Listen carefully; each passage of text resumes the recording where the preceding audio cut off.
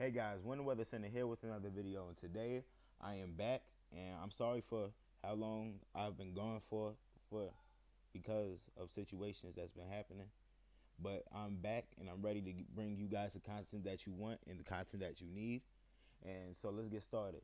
So today I will be covering Winter Storm Aubrey, the first named storm of the season, which is bringing snow to the northern plains, North Dakota, South Dakota, Minnesota, Intermountain West, and places like Colorado, places like Denver can see snow from this storm, which is pretty, not, well, I wouldn't say interesting, but more like bringing more of a winter feel this early.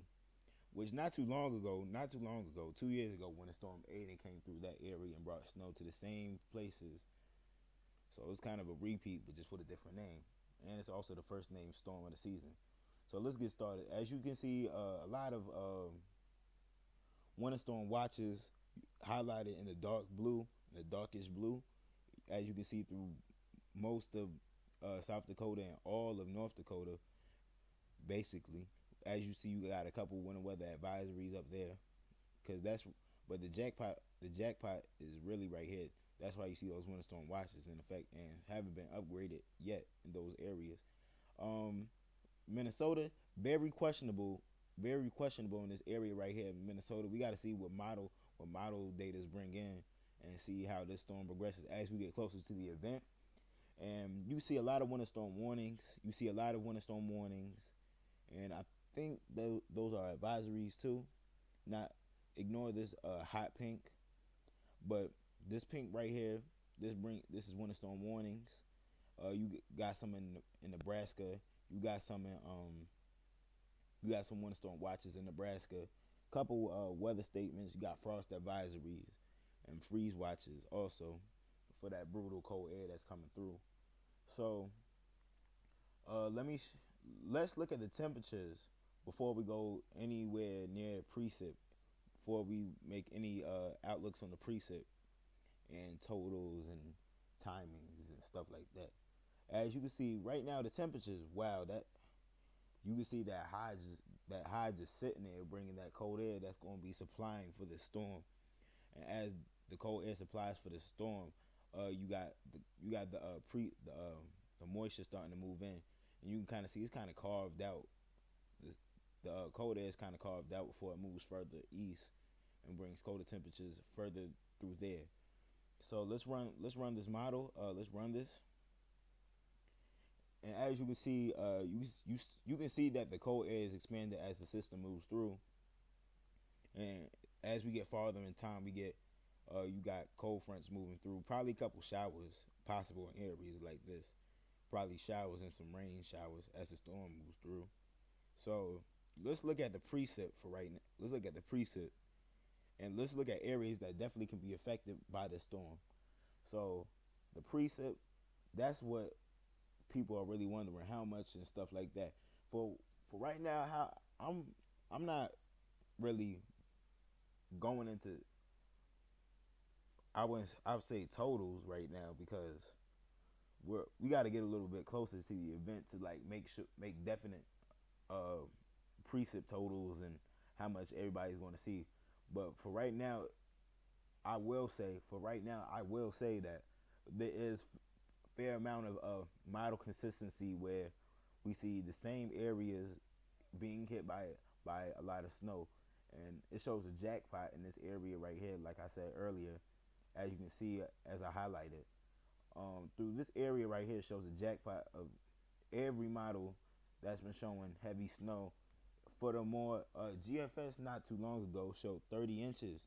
And I don't know if it's still there because model, the new model data hasn't finished coming in yet. But if I look back, I'm pretty sure it's done. Well, it's not done yet, but you can still. Every model has the same idea, which is what we need. We need consistency in these models to make definite forecasts. And as you can see, the coastal storm is there too, also. And yeah, you see that snow moving in right there. You see those heavy snow bands, and you see that cold air moving in too. So I would expect rapid changes of precip in this area, where you can have rain changing to snow rapidly, just like that. It also depends on the timing of the cold air and depends on the amount of precip, which I know for sure the ingredients we have is cold air and we have the precip. So let's look at total snowfall for the GFS model. GFS model brings same amount, still bringing that jackpot as every model highlights. That jackpot stays right in this area right here, as I highlight again. 33 inches. That's just impressive, and that's just amazing. I'm pretty sure, and it's been a lot of more historic snowfalls. Not too long ago, 2 years ago, as you guys would remember, Winter Storm Aiden had hit the same areas bringing snow. But places like Denver won't see the same amount of snow, but they'll see a decent amount. 2 to 4 inches is probably possible through this storm. But as we get deeper into the winter season, we will expect things to get more potent and more heavier and more colder. So fast forwarding through the GFS model, yeah, this area just looks like this area continually, the Intermountain West continually gets hammered by a lot of systems. Not historic snowstorm not too long ago, about a week or two ago, that brought snow to the same areas of Montana. So let's look at places that can be affected. Places. Here's a live webcam of Fargo, North Dakota.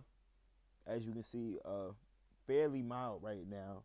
But as we get deeper into the time frame of when this winter storm will be hitting, things will start to look more chillier as they sort of do right now. But as that cold air starts to come in, things will start to change. And yeah. So thank you guys for watching this video. I will continue to keep you updated, and as we get deep into the storm, I will make another video update too, and show you more places that can be expected and what you will expect.